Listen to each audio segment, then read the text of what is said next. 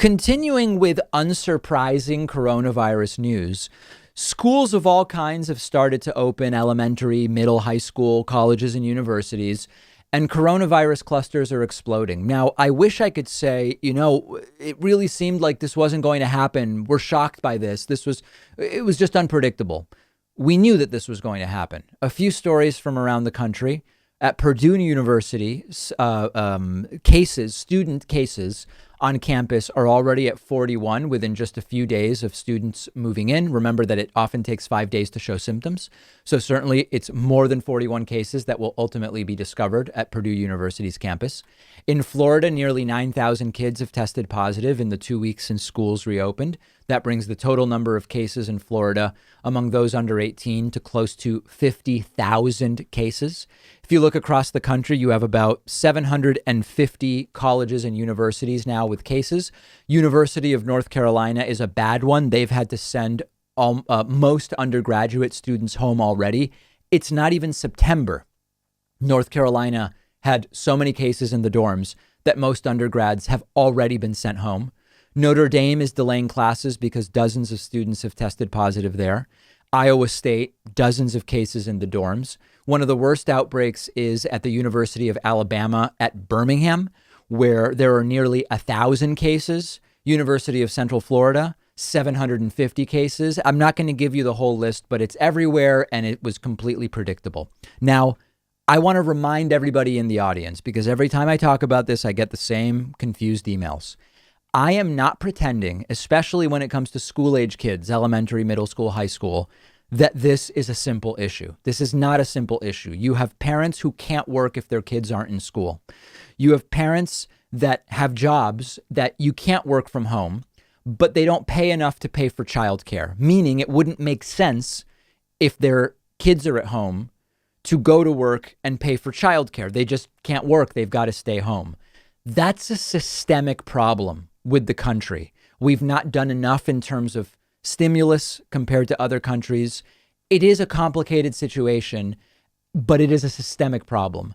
You, of course, have parents who just insist this is no big deal and want to send their kids to school.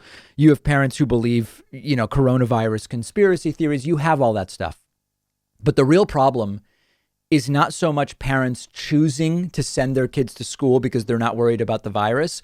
This is really a systemic problem that has put a lot of parents into untenable situations. Now, that's different than colleges and universities.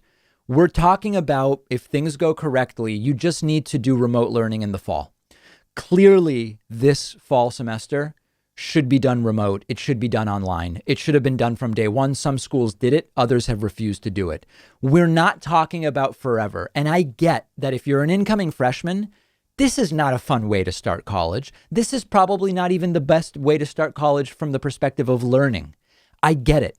But let's not miss the forest for the trees. Having to shut down a semester in progress and send people home, sometimes days after the semester started, it's way more disruptive than just saying, hey guys, it sucks, but we're going to do remote for the fall. And then hopefully in the spring, we can start to go back to normal. Spending the time developing a good remote learning system for the fall, rather than bringing students in, endless testing, cases pop up, sending students home, it would have made far more sense. Elementary, middle, high school, I'm not pretending it isn't complicated. The problems are more systemic than they are individual. Our federal government has failed, quite simply. If you love feeding your intellectual curiosity, but you're always struggling to find the time, check out one of my all-time favorite apps called Blinkist. Blinkist lets you consume an entire book on your way home from work. They take thousands of popular nonfiction books, condense each one into text or audio that you can get through in just 15 minutes, and you get all of the important core ideas and information from that book. It's perfect if you don't have enough time to do all the reading you want to do, or if you just want to sample a book before you buy the entire thing. I recently read A Brief History of Time, of course, by the great Stephen Hawking. This is a book that I have been aware of for so long, and other things got in the way.